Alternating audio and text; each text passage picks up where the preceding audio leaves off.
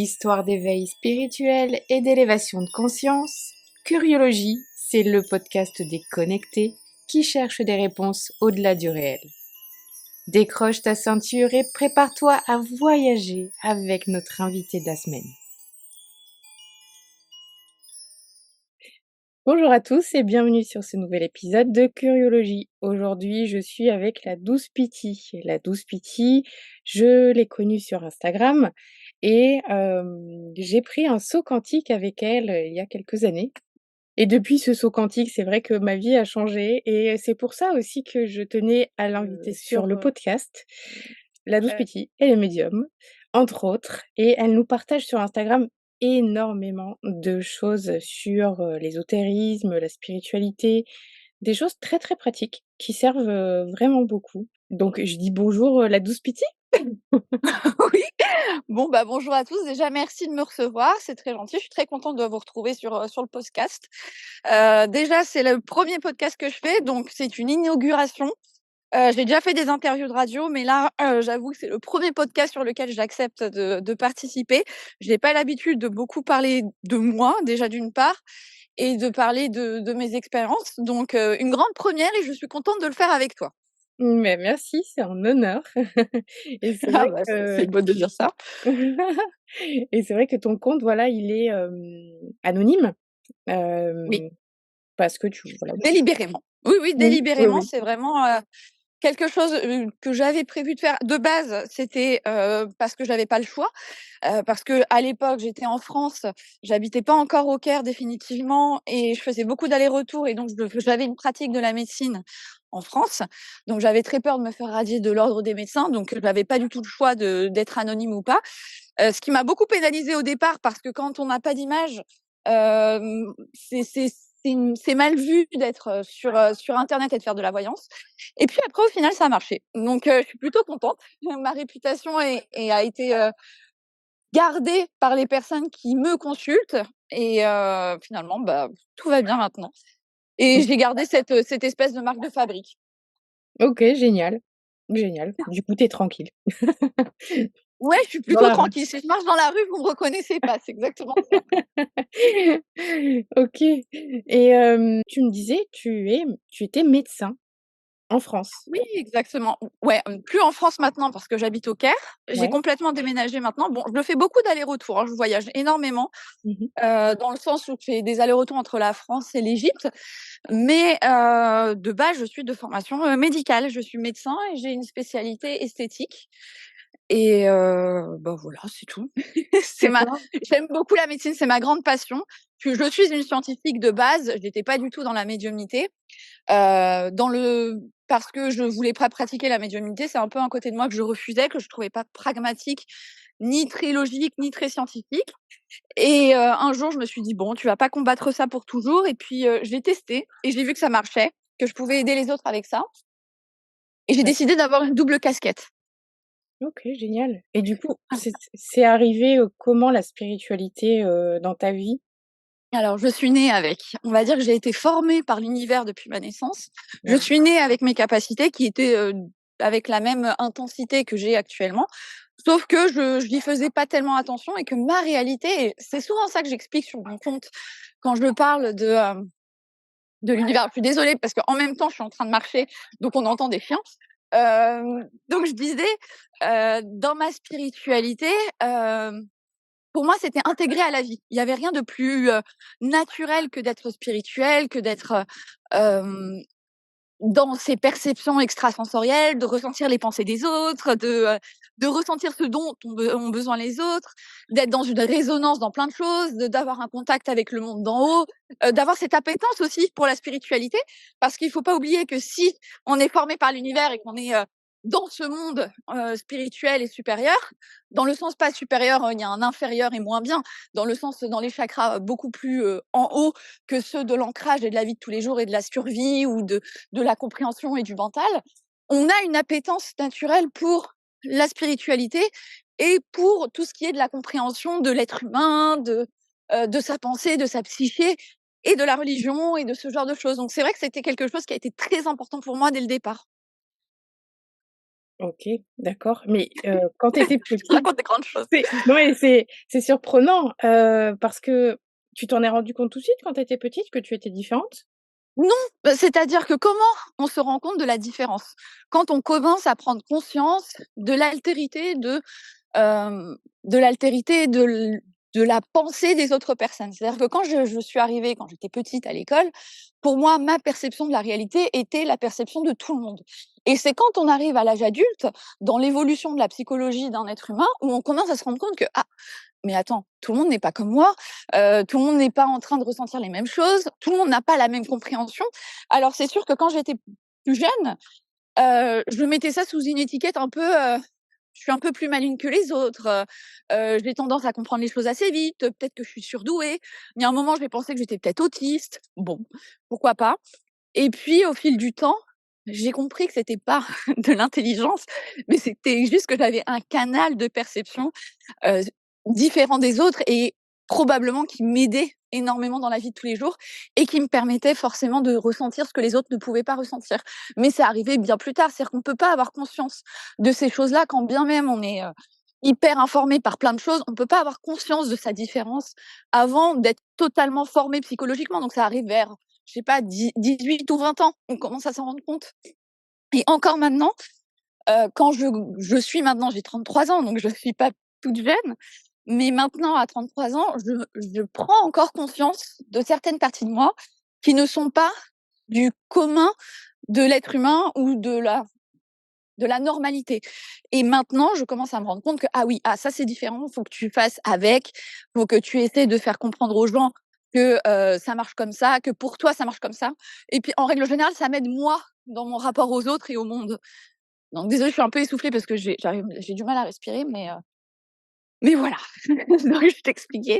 Donc ça te permet de savoir, c'est-à-dire que je commence à en prendre conscience que je suis capable de voir des choses un peu étranges et les gens ont conscience. C'est-à-dire que ce qu'il y a de merveilleux dans l'être humain, c'est que, les gens sentent les choses et n'en ont pas conscience de les sentir. Alors moi aussi je suis comme ça, mais encore mieux quand ça vient de la part des autres, c'est que les gens sentent qu'on est différent, les gens sentent qu'on a quelque chose avec le spirituel, même quand c'est des gens qui n'ont aucun, point d'ancrage ou aucune attache avec le spirituel, ils sentent qu'il y a quelque chose. Et c'est super drôle parce que quand maintenant, j'ai des amis du lycée, donc au lycée, j'y pensais pas trop. Quand j'ai des gens du lycée qui me connaissaient, comme ça, à l'école et à qui ils entendent que j'ai maintenant une page, de médiumnité, que je fais ce genre de choses, personne n'est étonné. Et tout le monde dit: «Ah ouais, ah de toute façon on s'en doutait. Ah ouais, d'accord». C'est rigolo et moi je m'étonne, alors que pour les gens ça paraît totalement normal. Donc comme quoi les gens le sentent. OK. Oui, bah, tu devais être un peu bizarre par rapport à tout le monde. Moi j'en avais pas l'impression, Ah donc ouais? encore une fois pour te dire à quel point quand on n'est pas conscient, on se rend pas compte, mais je suppose oui que je devais être un peu différente, Mmh. mais sans l'être. C'est-à-dire que j'étais intégrée à l'école, j'étais pas l'enfant, qu'on voit dans les séries télé, dans le coin de la classe, qui veut pas se mêler aux autres. J'étais pas vraiment comme ça, mais c'est vrai que j'étais différente. OK, c'était exactement ma question. Voilà, c'est ça. Non, j'étais pas l'enfant différente, qui entend des voix au fin fond de la classe, j'étais plutôt bonne élève. Je m'entendais avec plutôt tout le monde. Par contre, j'ai toujours eu beaucoup de mal, et ça, c'était ma particularité que j'ai comprise, pareil, assez récemment. J'avais beaucoup de mal avec le fait d'aller à l'école. Je ne supportais pas ça et je supportais pas les récrés. Et contrairement aux autres enfants, Mmh je mh. ne supportais pas les pauses, les récrés. Les récrés, du coup, je restais dans la classe et c'était ça mon côté un peu enfant bizarre, c'est que j'avais des amis, beaucoup d'amis, mais au moment où les gens avaient des pauses ou avaient des moments pour se retrouver, moi, je restais dans la salle de classe à lire des livres et je me rends compte que j'étais extrêmement envahie par les énergies des autres et c'était mon moyen pour moi de me préserver. Et ça, je le comprenais pas avant récemment et j'étais là: «Mais c'est pas normal quand même, j'ai jamais aimé aller à l'école» et c'est vrai que j'y allais très, très peu et les seuls moments où j'aimais aller à l'école, c'était pendant les examens.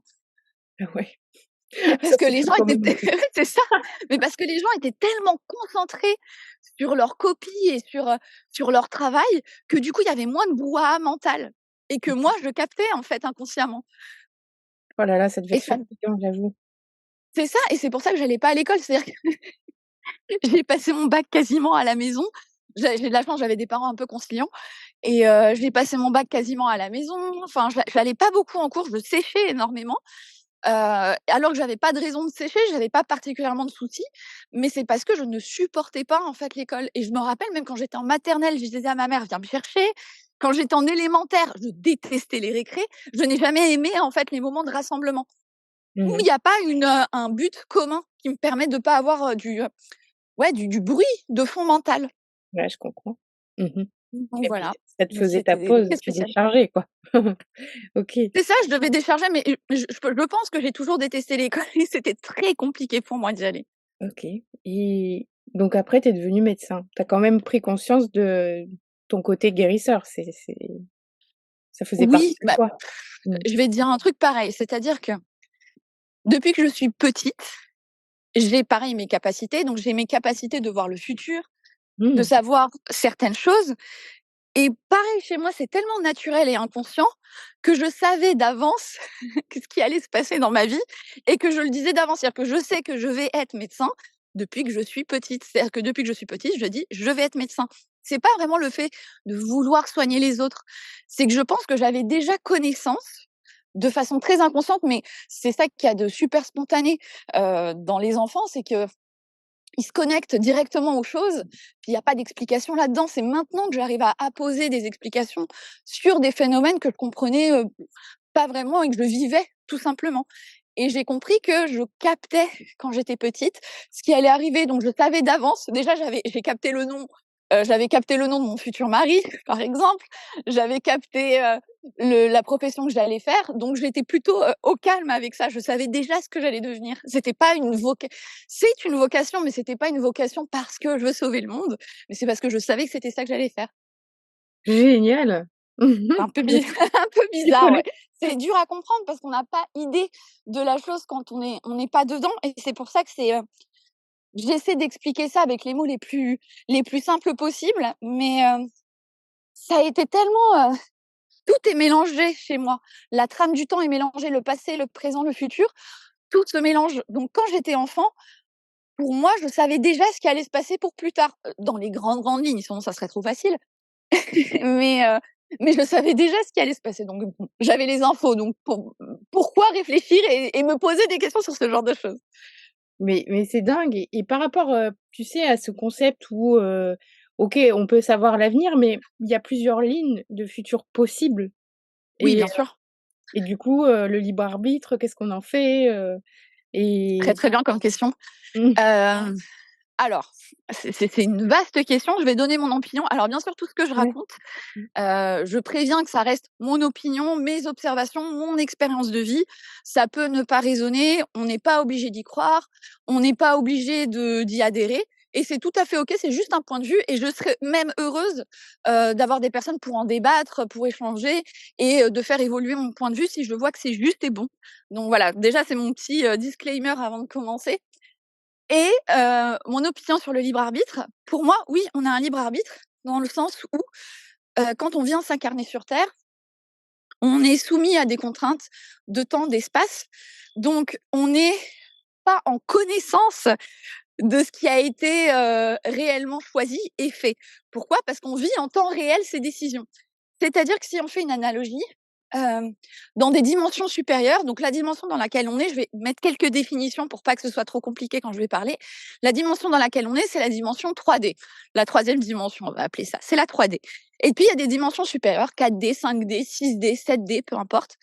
Et dans ces dimensions supérieures, dès qu'on s'éloigne de la 3D, donc de la dimension incarnée sur Terre, les contraintes d'espace, de temps n'existent plus. C'est-à-dire qu'il n'y a pas de présent, passé, futur, il n'y a pas de vie ou de mort, on est vivant, on est éternel et on est soumis à d'autres contraintes complètement différentes que celles qu'on a sur Terre. Et donc, les choix qu'on fait, les choses qu'on décide de faire en temps réel sur Terre, sont déjà faits et accomplis et terminés dans les dimensions supérieures. Donc, on les choisit sans les choisir, dans le sens où nous, sur Terre, on les vit en temps réel et on les choisit en temps réel avec notre conscience très limitée. Mais dans une dimension bien supérieure, on sait déjà qu'est-ce qu'on va faire parce qu'il n'y a pas cette contrainte de temps. Donc, on vit l'expérience et on la voit vivre en temps réel. Si on veut une analogie, et c'est pour ça que beaucoup de gens disent on vit dans une simulation, c'est comme un jeu de Sims. Si on met une liste de tâches aux Sims, donc je sais pas, 10 trucs à faire, il va aux toilettes, puis après il mange, et puis après il prend une douche, et puis après il fait ci, il fait ça. Lui, il vit en temps réel ses actions. Il n'a pas conscience de ce qu'il va faire dans la trame de temps. Et il les vit réellement. C'est-à-dire qu'il va vraiment prendre une douche, il va vraiment prendre la décision de faire ci, de faire ça. Mais sauf que les décisions qui ont été prises depuis bien longtemps sur l'échelle de l'univers. Est-ce que c'est clair? Je sais pas Ouais, si ouais. c'est très clair. Ouais, ouais, c'est clair, c'est clair. C'est vrai que ça éclaire, beaucoup, ce qu'on peut entendre, au niveau du quantique et tout ça. C'est chouette. C'est ça, c'est-à-dire qu'au niveau quantique, les choses sont déjà dans notre champ vibratoire. C'est-à-dire que quand on dit qu'on est en train de manifester et qu'on est créateur, oui, on l'est. On est juste en train, en fait, de recycler des énergies. On ne crée pas de nouveau, c'est-à-dire on ne crée pas de zéro des énergies. Ça n'existe pas. Par contre, on est en train de mettre dans notre champ vibratoire de manifestation, c'est-à-dire qu'on est en train de prendre des ondes qui sont pas encore sur le monde physique et de les incarner dans des cellules et de les mettre en place dans un monde physique. Et pour les mettre en place dans un monde physique, faut les faire descendre dans des plans vibratoires. Et pour les faire descendre, faut donner matière, énergie, temps. Donc c'est des contraintes qui sont extrêmement difficiles parce qu'il faut que ça s'incarne, donc le temps que ça s'incarne, il y a des contraintes de temps, il y a des contraintes de plein de choses qui viennent, et puis parfois ça se contrecarre parce qu'il y a d'autres individus. Donc c'est ça qui fait que le champ de manifestation peut prendre du temps. Par contre, dans l'échelle de l'univers, c'est déjà là. Et c'est Mmh. ça la manifestation. C'est juste prendre la canne à pêche et un peu te faire tourner le moulinet. Mais en soi, on n'est pas en train de créer une situation. On est en train juste de l'attirer à soi. Et c'est ça que c'est la loi plus de l'attraction que de la manifestation en soi. Waouh! Merci pour cet enseignement. Je ça résonne vraiment bien. Je pense que C'est je vais rigolo, appliquer mais au parce que quotidien. ça, déjà, ça déculpabilise. C'est-à-dire que à la fois, on a plein de chance. Déjà, notre incarnation, c'est une petite goutte dans l'univers de ce qu'on va vivre, dans notre univers vibratoire de notre âme, déjà. Donc, on déculpabilise qu'on n'est pas capable de faire dans cette incarnation, on le fera dans une autre, ou on l'a déjà Mmh. fait dans une autre, et c'est totalement OK. Et après, les choses viendront.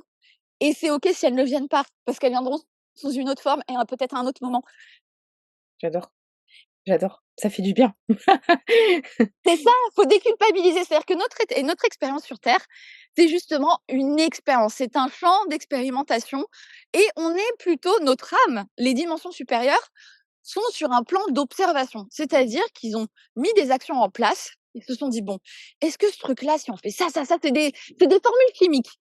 C'est-à-dire, bon, c'est vrai que ça nous met un peu dans une idée de cobaye, mais c'est l'idée, c'est ils testent des possibilités en se disant: «Est-ce que si on fait ça, ça, ça va donner un bon résultat». Ils sont en train d'apprendre à leur niveau à eux, comme nous, on est en train d'apprendre sur notre niveau à nous. Nous, on apprend sur notre expérience sur terre, dans le monde physique, dans la boue, et eux, ils sont en train d'apprendre aussi à leur niveau, bien supérieur, à comment gérer des âmes qui ont du karma à gérer, des choses à gérer sur un monde d'expérience et d'interaction. C'est des réactions chimiques, si tu veux. Donc c'est des grands scientifiques. OK, génial. Ça peut être une bonne transition, cette discussion vers, tu sais, le saut quantique. J'en parlais en Oui, introduction bien sûr, bien et sûr. du coup, c'est vrai que ça peut manifester des choses, le saut quantique, quand on veut quelque chose à ce Exactement. niveau-là. Mmh. C'est-à-dire que le saut quantique, qu'est-ce que ça fait? Le saut quantique, c'est une accélération du champ vibratoire. C'est qu'on passe, c'est en soi, c'est pas le fait de être haut en vibration, c'est super, parce qu'on va attirer à soi des expériences un peu plus plaisantes. Pourquoi? On vibre haut, donc on a moins de merde. C'est, très schématisé un peu l'idée, moins de merde qu'on ressent de façon négative. On s'attire moins de problèmes puisqu'on vibre haut, donc on va pas attirer à soi les gens qui vont nous crier dessus, on va pas attirer à soi le patron qui fait la tronche parce qu'on est déjà souriant, on est bien dans notre vie, on est posé. Quelqu'un qui est en paix, il a en général peu de problèmes. Donc ça, c'est quand on est haut en vibration. Par contre, le saut quantique, ce n'est pas être haut en vibration, c'est une accélération du champ vibratoire. C'est-à-dire que je vais prendre quelqu'un, importe son taux vibratoire, qu'il soit bas ou haut pour moi, peu importe, mais je vais le faire monter dans un temps très limité à une valeur bien supérieure. C'est-à-dire, on imagine une analogie avec une voiture, on passe du démarrage à 120 km/h dans une fraction de 5 secondes. Donc c'est une accélération. Ce n'est pas une vitesse, c'est une accélération.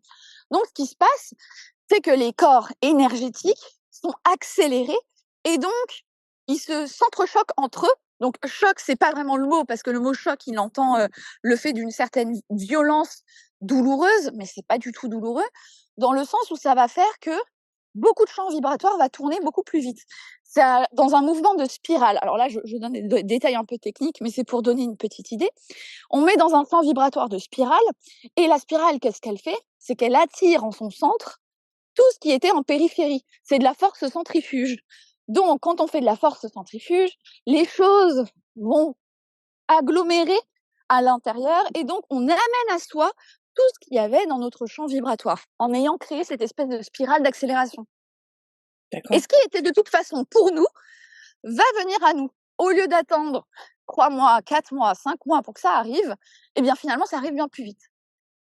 Mmh. Donc c'est un moyen d'accélérer les choses et de manifester ce qu'on devait manifester et puis de, voir les résultats de son travail de façon immédiate et puis de peut-être aussi, c'est un très bon outil diagnostic, mais ça je le dis pas souvent, mais je devrais le souligner, c'est un très bon outil diagnostic pour voir est-ce que finalement on n'a pas des blocages? Parce que si on entraîne une accélération pareille et qu'au bout d'un certain temps, il y a rien qui bouge, c'est qu'il y a quelque chose de bloqué. C'est qu'il y a, un dans l'entonnoir qui est censé nous faire descendre les choses dans la matière, il y a un bout de caillou qui fait que ça passe plus. Donc à ce moment-là, il faut réfléchir au blocage. OK, Donc c'est un bon génial. moyen de diagnostic. Mmh. Et du coup, est-ce que s'il y a un blocage, tu as toi des outils pour, débloquer? Bien sûr, c'est-à-dire tout blocage, le but de la douce pitié, c'est quoi? C'est d'avoir des outils qui soient rapides, efficaces et surtout qui garantissent une autonomie. Parce que mon but, c'est pas que vous soyez dépendant, c'est qu'après avoir utilisé les outils que je peux proposer quand vous en avez besoin, vous ne reveniez pas me voir. Le but, c'est que vous soyez pas malade, c'est que vous me voyez une fois, vous faites ce que vous avez à faire avec ce que je vous propose et après vous vivez votre vie. Donc c'est des outils qui doivent être ponctuels, qui ne doivent pas induire une certaine dépendance. C'est des outils qui doivent être complémentaires et c'est des outils qui doivent garantir un résultat. Ça, c'est vraiment les règles que j'ai chez moi. Et pour tout blocage, il y a toujours une solution, mais ça va toujours toucher les mêmes choses. OK, On génial. parle des 2 dimensions terrestres. Les 2 dimensions terrestres, c'est quoi? Temps et espace. Pour donner de l'énergie. Donc on va travailler comment pour libérer? Soit dans les blocages qui sont liés au temps, donc c'est tout ce qui va être lié aux vies antérieures ou au transgénérationnel, c'est-à-dire les mémoires qui viennent de l'âme par rapport à ce qu'elle a vécu, même si les vies antérieures, alors là je fais beaucoup de digressions, mais j'essaie de donner le maximum d'informations dans un laps de temps assez court pour pas noyer les gens, mais je ferai peut-être d'autres podcasts où j'expliquerai ça avec plus de détails, mais les vies antérieures ne sont pas antérieures, elles sont simultanées, parce que si on reprend l'idée de la dimension de l'espace et du temps, qui ne sont que des dimensions de la 3D, dans l'univers, les vies antérieures se vivent de façon simultanée. Donc, on reçoit des téléchargements et des blocages de nos vies antérieures parce qu'elles sont en train de se dérouler en même temps. Donc, ce qui est génial, c'est que notre âme, elle est en train en même temps de recevoir de tous les sens. Donc ça, c'est le point hyper important. Et donc, les vies antérieures, quand on les travaille, ça va avoir des effets totalement immédiats sur l'âme. C'est pourquoi c'est très intéressant de travailler sur les vies antérieures. C'est ce qui a été vécu par l'âme, ces différentes expériences sur Terre et le karma accumulé et les interactions avec les autres humains. Qu'est-ce que ça a fait et qu'est-ce qu'on peut faire pour libérer ça? Donc ça, c'est le premier point. Puis, en dehors de ce fait, il y a les interactions avec les autres êtres humains, dont notre famille. Le sang, donc qui est une dimension énergétique, physique extrêmement importante. Il y a des informations génétiques dans le sang, des informations qui sont présentes à un niveau purement scientifique des choses. Ce sont nos gènes, ce sont nos cellules, c'est tout ce qui est de la mémoire cellulaire, c'est tout ce qui va être de la mémoire pure et dure. Et ça se transmet par le transgénérationnel aussi. Et le transgénérationnel, c'est tout ce qui a été vécu par événement, par nos ancêtres, par les membres de notre famille et qui vont nous être transmis. Parce que quand on s'incarne dans un contexte d'époque, dans un contexte de civilisation et dans un contexte familial. Donc c'est pas un hasard. Tout est très très bien choisi de toute façon dans l'univers. Donc quand on se connecte à un contexte familial, il faut comprendre pourquoi. Parce qu'on choisit des blocages. Forcément, c'est comme des contraintes. C'est comme dans un jeu vidéo quand on choisit des personnages, il y a des jauges et puis, on choisit, beaucoup de force, mais on choisit pas beaucoup en défense. par exemple. Et on se dit, c'est pas grave, je travaillerai la défense plus tard. Parce que je veux avoir un style de jeu plus offensif. Alors, je sais, je parle un peu comme quelqu'un qui a fait beaucoup de jeux vidéo, mais c'est très intéressant les jeux vidéo parce que ça apprend beaucoup de choses. C'est de l'inconscient collectif, les jeux vidéo. Ça nous apprend beaucoup de choses et ça nous montre qu'on sait déjà ces choses-là et qu'on sait les appliquer, mais qu'on ne le comprend pas pour nous à un sens spirituel. Bref, je reprends encore une digression. Pour le transgénérationnel, on va avoir cette notion d'énergie familiale. On va devoir libérer. On a des blocages qui viennent de notre famille, on les libère, puis on a des avantages parce que notre famille ne nous apporte pas que des problèmes, il nous apporte aussi beaucoup d'opportunités et parfois des acquis. Il y a des familles, je sais pas, qui apportent la générosité, il y a des familles qui apportent le soutien, l'amour, il y a des familles qui apportent une stabilité, le financier, des familles qui apportent plein de choses. Tout peut s'apporter. La famille apporte forcément quelque chose. Donc Des ça, c'est blessures aussi aussi. une quête. Comment? Oui, des blessures, bien sûr, ce sont les blocages. Alors Mmh. quand je dis blocage, c'est blessures, peur, angoisse, phobie, c'est tout ce qui va freiner la vie et le potentiel et la force et notre puissance, notre conscience. Tout ça, je le mets sous le nom de blocage. Mais bien sûr, ça a une portée beaucoup plus grande que ça. Génial. Ouais. Donc voilà. Donc ça, c'est le transgénérationnel. Donc ça, c'est ce que je travaille au niveau du temps et au niveau de l'espace. Tu as la conjuration, donc qui va être toutes les énergies négatives qui sont présentes dans le champ vibratoire et dans le corps énergétique, qui peuvent être le fait de plein de choses, hein, d'actes de magie, d'actes de mauvais œil, de rituels, parce que bien sûr, il y a ces forces qui existent sur notre planète, des forces énergétiques, et on est en interaction avec elles. Alors parfois de façon délibérée, parfois de façon très inconsciente, parfois les deux, et en général c'est les deux. Et à force de l'histoire de l'âme et de l'histoire de sa famille, on est forcément confronté à ces interactions. Donc, il est normal de faire un nettoyage de temps en temps, et c'est ce que je propose avec la conjuration. Donc, on a tout ce panel d'outils, entre autres, hein, parmi toutes les choses que je propose, qui ont la capacité de travailler ces blocages. Et évidemment, le but, c'est qu'on puisse se libérer le plus possible pour se révéler, pour réussir à apprécier cette aventure qui s'appelle la Terre. J'adore. Super. Bon, bah, je prends rendez-vous, OK? Voilà, Hem tu aides aussi les gens à devenir médiums. Je J'ai une amie exactement. qui a pris ton Mon accompagnement accompagnement. et qui en est, vraiment satisfaite. Tu Ah peux me bah parler super. de ça? Alors, je t'en parle un petit peu. Mon accompagnement à la médiumnité, c'est quoi? Le but, c'est de réussir avec quelques activations énergétiques, parce qu'il faut pas oublier qu'il y a des activations derrière, c'est pas juste fait comme ça. Avec quelques activations énergétiques, réussir à vous ouvrir à vos capacités extrasensorielles qui sont présentes. C'est-à-dire que tout être humain a une connexion, au divin, à tout ce qui est les énergies, à tout ce qui est, de l'ordre du monde d'en haut. Par contre, on n'est pas forcément conscient et puis on n'arrive pas forcément à les utiliser et à les comprendre. Et ce qui est absolument normal. Il y a des gens pour qui c'est instinctif, il y a des gens pour qui ils vont avoir des expériences de vie qui vont faire que, ils vont savoir le faire et ils vont être formés par l'univers, encore une fois, parce qu'ils sont amenés à faire ça. Et puis il y a des gens, comme, la plupart des gens, et tant mieux et c'est très bien, qui ont pas forcément cette formation de l'univers et qui sont pas destinés à faire que ça, qui ont d'autres choses à faire et à accomplir et pourtant qui ont les capacités, qui ont peut-être le désir et l'envie de s'y connecter et c'est tout à fait OK et légitime et surtout, on peut prendre du plaisir à ça et le but de cet accompagnement, c'est d'offrir une façon simple, assez ludique, d'apprendre à comprendre les capacités, à s'introduire à ce monde extrasensoriel pour réussir pas à pas, de façon simple, de façon surtout autonome. Parce que le but, encore une fois, c'est pas que ce soit que corrélé à ma présence. Il faut que vous sachiez aussi les utiliser sans moi. Et le but, c'est que vous ayez la capacité de comprendre ce qui vous arrive, vos expériences, à différencier l'intuition du mental, de la petite voix qui parle, de réussir à prendre confiance doucement, de réussir à faire certaines choses qu'on voit partout sur internet et qui sont présentes. Alors je sais pas, du contact défunt, réussir à faire des soins énergétiques, réussir avoir les annales akashiques, donc les vies antérieures, réussir un peu à accéder à toutes ces choses de façon simple par des protocoles qui sont très simples et grâce aux activations que je mets en place aussi dans les canaux des personnes pour qu'il y ait une ouverture à ces capacités de façon contrôlée, de façon sécurisée et de façon qui soit gérable et viable pour les personnes. Parce que bien évidemment, le problème avec ce type d'activation, si c'est pas maîtrisé, c'est qu'on peut ouvrir des portes, ne pas réussir à les refermer déjà, et puis on peut ouvrir des portes que la personne ne veut pas avoir, des portes de perception qui sont pas du tout gérables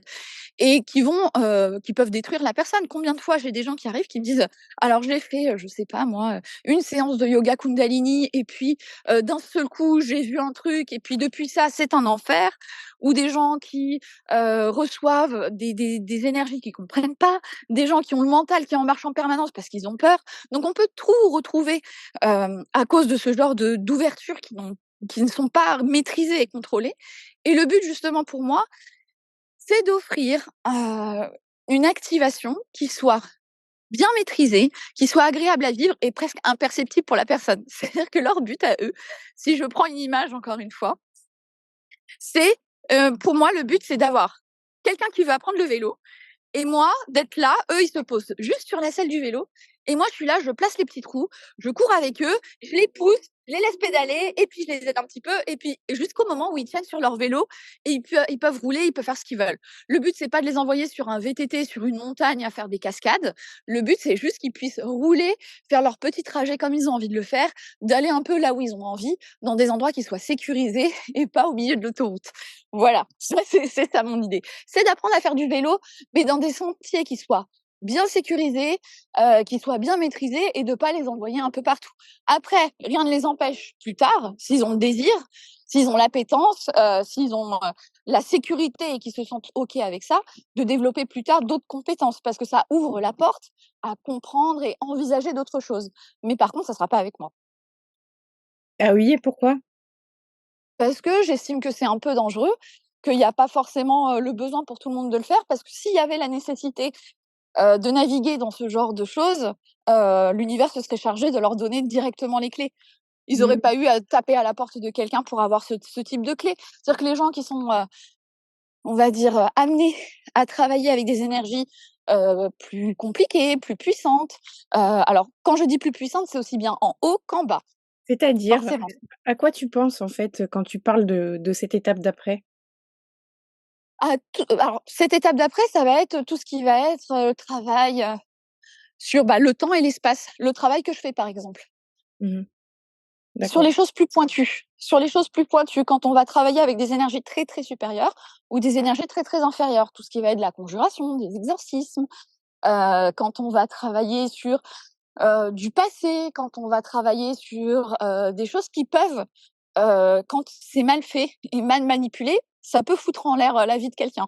Donc ça, on peut pas distribuer ça comme ça à n'importe qui et n'importe comment. Parce que ça demande une exigence psychologique, ça demande une exigence morale, éthique, mentale, donc beaucoup de choses que moi j'ai pas le temps d'explorer quand je travaille avec des gens en accompagnement. J'ai pas la possibilité de voir est-ce que la personne elle est assez bien formée dans sa tête pour gérer tout ce qu'il y a à gérer derrière d'un point de vue personnel. Ouais, je vois. C'est ce qu'on pourrait appeler de la haute magie, peut-être? Peut-être. Alors, haute magie, pour moi, c'est très lié à de la ritualisation. Il y a des rituels à faire. Alors, Mmh. pas forcément, je j'accomplis pas toujours des rituels quand je travaille, mais ça peut s'apparenter à ce qui se fait dans de la haute magie, bien sûr. Mmh. OK. Dans le sens où on travaille avec des énergies supérieures qui demandent beaucoup d'entraînement. Mmh. Peut-être que tu voudras transmettre ça, en personne, à quelques élèves Oui, plus bah, tard. c'est ce que je compte faire, c'est la prochaine étape. OK, C'est génial. la prochaine étape que je comptais faire, mais j'en ai pas encore parlé, mais oui, c'est ce que je ferai certainement en personne, effectivement. C'est logique, c'est logique. Voilà, c'est Mmh, ça. transmettre, c'est important. C'est Et très toi? important et c'est surtout pas que transmettre, c'est former. Mmh mh. Mmh. Et toi, en fait, tous ces enseignements, tu les as reçus du subtil? Du subtil, exactement. Du Mmh. subtil et puis de la vie. C'est-à-dire que parfois j'ai des situations de vie qui vont faire que, je vais recevoir l'information de façon indirecte. Je te donne un exemple qui n'est pas forcément le mien, pour pas que des personnes se sentent visées, mais, je vais donner un exemple qui peut s'apparenter à des exemples que j'ai vécus. Par exemple, je vais voir quelqu'un pour un stage, je ne sais pas moi, de spirituel, une retraite spirituelle, un stage d'activation, peu importe. Et la personne qui est là pour m'activer ou pour m'apprendre des choses, finalement me montre ce que je ne veux pas être et ce que je ne veux pas faire. Donc c'est un contre-enseignement. Donc en ayant cette transmission qui m'a été donnée, déjà je vois qu'est-ce qui manque dans sa transmission à lui, je vois qu'est-ce qu'il a manipulé comme énergie et qu'est-ce qui manquait dans sa manipulation d'énergie pour que ce soit parfait. Et après, derrière, je vois qu'est-ce que je ne dois pas faire si je veux transmettre la même chose. Donc, c'est en général par des expériences comme ça. OK, intéressant. Et toi, tu travailles avec quel genre d'énergie? Bon, bah, tu es en Égypte, du coup, je me dis peut-être que, tu as aussi, un héritage de l'initiation dont on parle d par exemple, Tout à fait juste. Elisabeth Haïch, peut-être? Est-ce que c'est Alors, je pense que j'ai dû lire, mais là, ça me dit rien. Je sais pas ce qu'elle a écrit, donc je mmh veux pas dire de bêtises.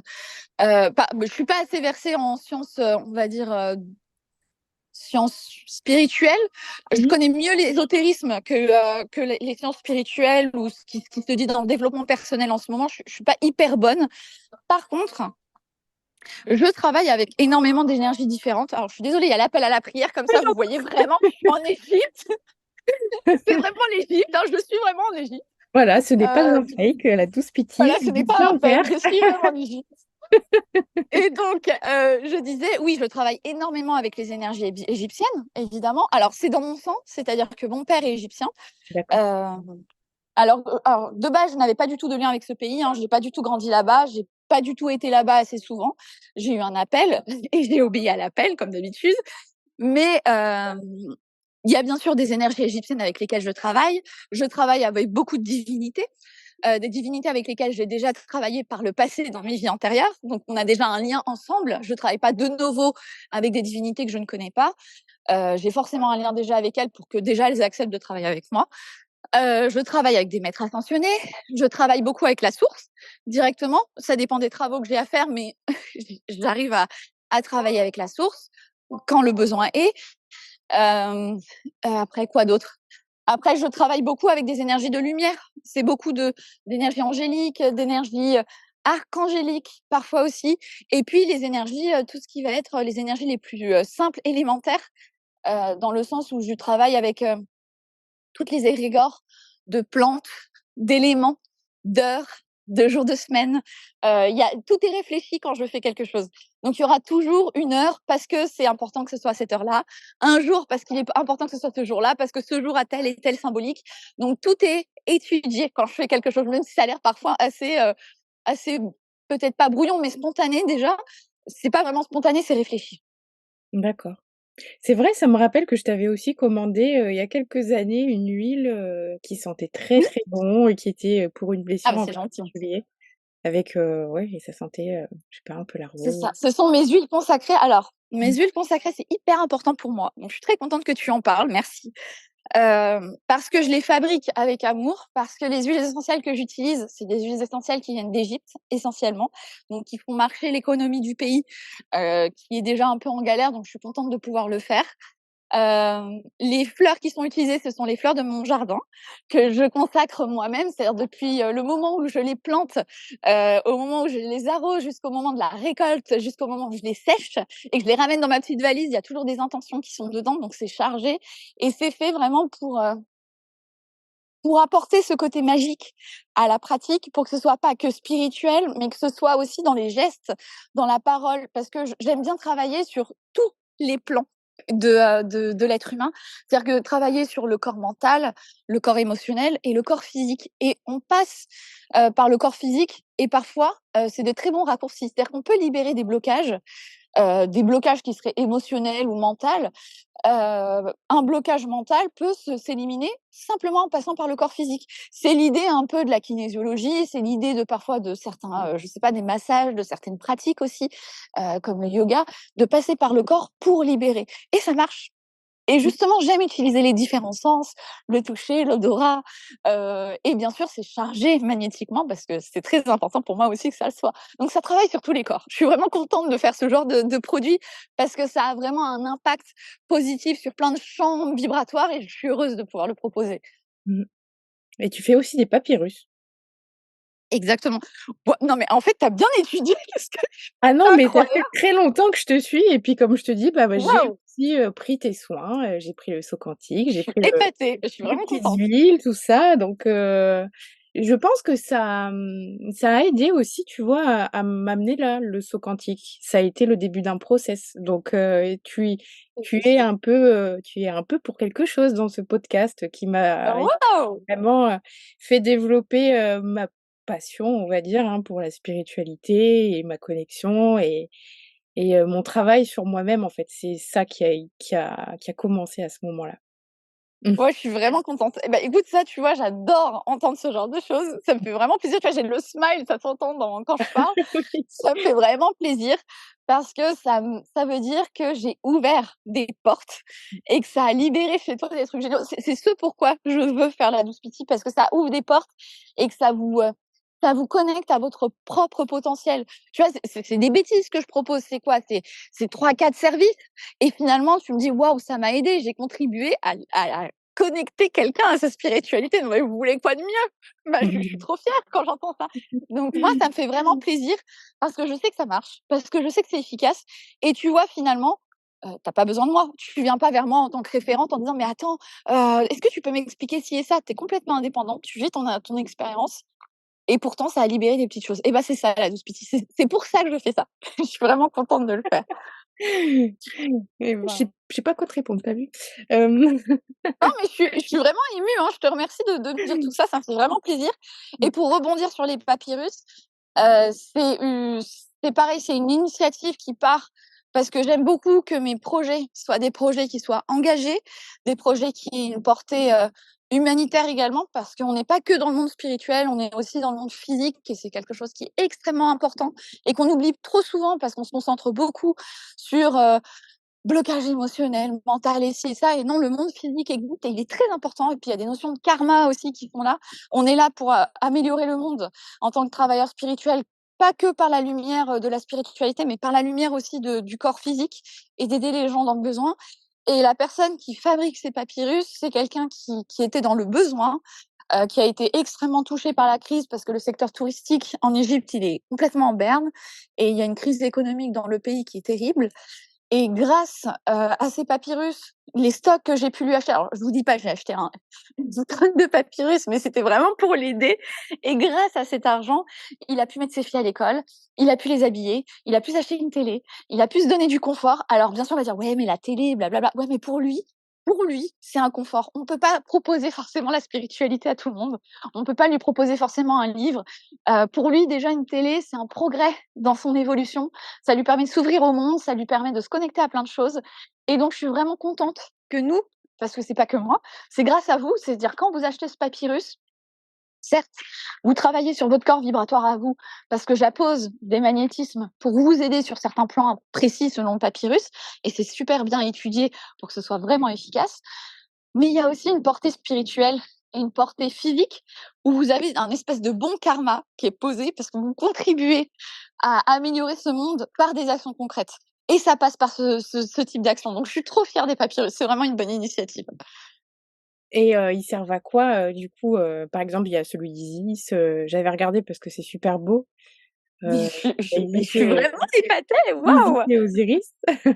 Ils servent à quoi, par exemple, Ça dépend vraiment des papyrus. C'est-à-dire que pour un seul papyrus, il y a dessus à poser, on va dire, une vingtaine, trentaine, parfois même, de magnétismes différentes, c'est-à-dire d'intentions de magnétisme. Et puis, pour 20 intentions positives de magnétisme, il faut dire que pour chaque une intention positive, il faut poser des intentions, ça c'est par rapport, c'est les détails techniques du magnétisme d'objet, il faut poser des intentions bloquantes. C'est-à-dire, ce papyrus va servir à telle chose, et derrière, quand on programme, il va falloir dire, mais attention, je ne veux pas ci, je ne veux pas ça, exclure ci, exclure ça, comme une programmation informatique. C'est-à-dire qu'il faut faire toujours attention, comme les maths. Et c'est pour ça, c'est mon côté scientifique, et ça m'a beaucoup servi, le côté scientifique et le côté qui aime cette rigueur mathématique, c'est qu'il y a beaucoup d'exclusions à poser. C'est-à-dire que dans un papyrus, il y a peut-être 50 injonctions qui sont posées. à magnétiser. Et puis, par contre, on voit les positifs, donc il y en a 20, 30 grand maximum parfois, sur un seul papyrus. Et finalement, il y en a une vraie cinquantaine dans la programmation. Donc, c'est vaste. C'est très, très vaste. Mais il y a des thématiques. C'est-à-dire qu'il y a des papyrus qui vont s'intéresser au couple. Il y a des papyrus qui vont s'intéresser à la personne en soi, à des libérations émotionnelles. Il y a des papyrus qui vont s'intéresser à la vie physique, à la matérialité, à l'abondance. Il y a des papyrus qui vont s'intéresser à plein de choses, au transgénérationnel, parfois aux vies antérieures, aux connexions subtiles. Donc, vraiment, là, on monte dans des dimensions plus élevées. Donc, il y a vraiment de tout. C'est un panel d'outils qui sont proposés, qui sont efficaces et qui sont vertueux parce qu'ils aident aussi des personnes qui sont dans le besoin. Donc ça, c'est mes chouchous. C'est pas le produit le plus rentable, hein, je t'avoue, parce que finalement, la marge que je me fais, elle est pas énorme, mais je m'en fous parce que le but, c'était vraiment de proposer quelque chose qui puisse aider et d'avoir une réelle retombée. Et je pouvais pas juste proposer le papyrus comme ça. Il fallait qu'il y ait une portée aussi, que ça puisse vous servir. Vous achetez pas juste un papyrus parce que vous êtes sympa, vous achetez un papyrus parce que c'est efficace pour vous. Donc il y avait un travail à faire derrière. Je suis contente de le faire et ça me fait plaisir de le faire. Mais voilà, c'était vraiment une idée de se matcher plusieurs projets ensemble pour faire quelque chose qui soit beau et bien. Génial, et tu les personnalises du coup, quand tu mets des intentions Non, dedans? je les personnalise pas. C'est-à-dire que D'accord. l'intention qui est, Ouais, elle ils ont est chacun leur toutes c'est leurs ça, intentions. OK. OK, OK. c'est ça. Et après, par contre, une fois que vous les avez en main, vous les touchez et ils sont dans votre champ vibratoire à vous. C'est-à-dire que Mmh. toutes ces intentions, ces choses sont dans le champ vibratoire de votre pensée et de votre univers. Et si on l'achète pour nous et qu'on souhaite qu'il, serve à notre, conjoint aussi, ça marche Alors, pour les 2 ou, ça marche ça que dépend pour si un? vous vivez au même endroit. C'est-à-dire que si on veut acheter Si un c'est dans la papyrus maison. pour quelqu'un. Ah oui, s'il est dans la maison, ça va forcément le toucher dans son magnétisme. Et comme ce sont des intentions positives, ça va pas, c'est pas des intentions de changer la vie de quelqu'un. Donc ça va forcément avoir une influence. On imagine, alors je schématise un petit peu, un papyrus d'abondance qui est censé apporter le triomphe, le succès dans la vie. Il va le toucher. Ah bah ça va peut-être aider sa promotion au travail. Donc ça, c'est pas vraiment comme si on agissait sur un soin énergétique en disant bon bah allez, je vais aller switcher des interrupteurs dans son monde énergétique. C'est Mmh. pas du tout pareil. On est en train d'apporter à soi des intentions positives.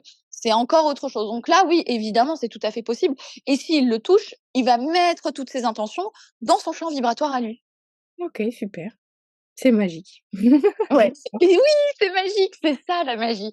Ça agit. Et c'est réel. C'est-à-dire que c'est vraiment c'est pas du flan. Il y a une réalité derrière.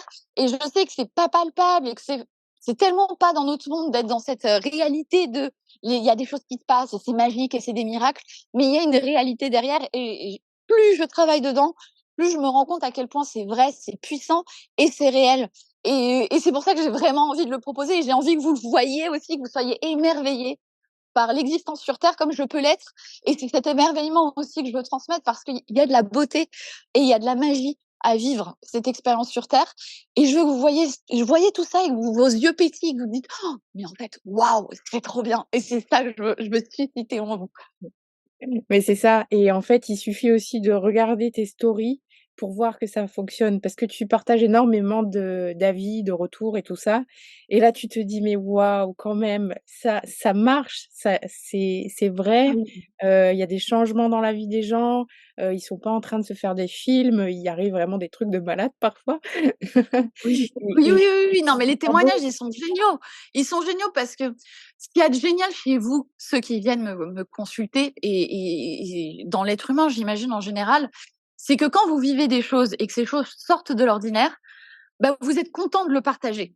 Et je me retrouve tous les jours et ça, c'est mon petit défaut, c'est que je suis en général tout le temps en train de faire quelque chose et un peu débordée, ce qui fait que j'ai pas assez de temps pour me consacrer. Bon, j'aurais eu besoin quand même d'une assistante, ça aurait pu m'aider, mais j'ai peu le temps de partager toutes les expériences que je reçois tous les jours et qui sont parfois, mais vraiment géniales. Donc parfois, quand j'en ai une et que je me dis: «Ah, j'ai le temps, allez boum, je la poste».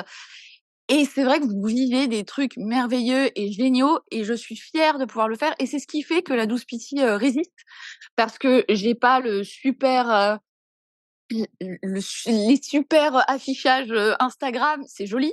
Attention, je dénigre pas ce que je fais, mais j'ai pas cette capacité de faire des 50 vidéos par jour, de pouvoir partager comme j'aurais aimé partager avec vous. Et ce qui fait survivre la Douce Pity, c'est justement ce bouche à oreille et c'est la transmission que vous faites et c'est la transmission d'expérience et c'est cette envie de dire ah mais attends je connais quelqu'un il est super fort il sait faire ci ça ça ça ça et c'est comme ça que je me retrouve avec plein de personnes qui testent mes prestations, mais parce que justement, vous parlez entre vous. Et ça, c'est génial. Et ça, je suis vraiment contente aussi de pouvoir vivre ça et voir vos expériences. C'est génial. C'est super beau. Pour terminer, peut-être que tu peux nous donner quelques conseils pour cheminer dans sa spiritualité? Oui, bien sûr. Très belle question en plus pour finir. Déjà, pour moi, c'est d'apprécier, de s'amuser, de pas se prendre trop au sérieux et d'imaginer que, il y a quelque chose d'important qu'on doit absolument accomplir, de pas se mettre la pression. On est dans un espèce de jeu, dans une espèce d'aventure. Personne ne sait plus que quelqu'un d'autre ce qu'on doit faire. Quand bien même il y en a, moi ou n'importe qui ont l'air de savoir où ils vont, c'est leur chemin, c'est leur expérience. Il y a rien qui prouve que c'est plus vrai qu'une autre et faut prendre ce qu'il y a de mieux chez tout le monde et de faire son petit mix et de trouver ce qui a du sens pour nous, dans notre expérience, dans notre chemin de vie. Et il n'y a pas de règle, il n'y a pas de juste et faux, il n'y a pas de bon ou mauvais, il y a seulement de l'expérience et du plaisir, de la joie et de la douceur aussi et de l'amour. Et c'est ce qu'il faut transmettre le plus possible. Et quand il est possible d'être bon, choisissez d'être bon parce que ça finit toujours au final par payer et ça, c'est vraiment une expérience que je valide et je revalide et je revaliderai 1 million de fois. C'est pas que du karma, c'est que le fait d'être dans cette bonté et dans cette espèce d'abondance de caractère, il arrive des espèces de miracles qui font qu'à la fin, on est vraiment satisfait. Donc OK, peut-être que vous serez maltraité par la vie, peut-être que vous allez pas correspondre à tout ce qu'on vous demande de faire, mais je vous garantis que vous allez apprécier le fait d'être quelqu'un de bien, d'être quelqu'un de vrai et de faire les choses avec, cette espèce de joie, de plaisir et d'amour. Donc choisissez toujours, toujours l'amour, la joie et ne vous mettez pas trop la pression, pas trop de contraintes non plus parce qu'au final, on va tous mourir et puis ça va être fini assez rapidement. Donc c'est quoi? C'est 80 ans au mieux, donc au pire, il peut pas trop se passer quelque chose d'horrible et au mieux, on va vraiment bien s'amuser ensemble. Donc Mmh. autant qu'on s'amuse. J'adore. J'adore, j'adore. Merci. Bon, merci, je suis contente en tout cas, merci de m'avoir reçue. Je Bah, suis c'était contente un de ce plaisir. podcast. C'était vraiment un plaisir. J'espère que vous avez adoré comme nous. Bah oui, non mais j'ai adoré l'expérience et je vous fais tous de gros, gros bisous d'amour.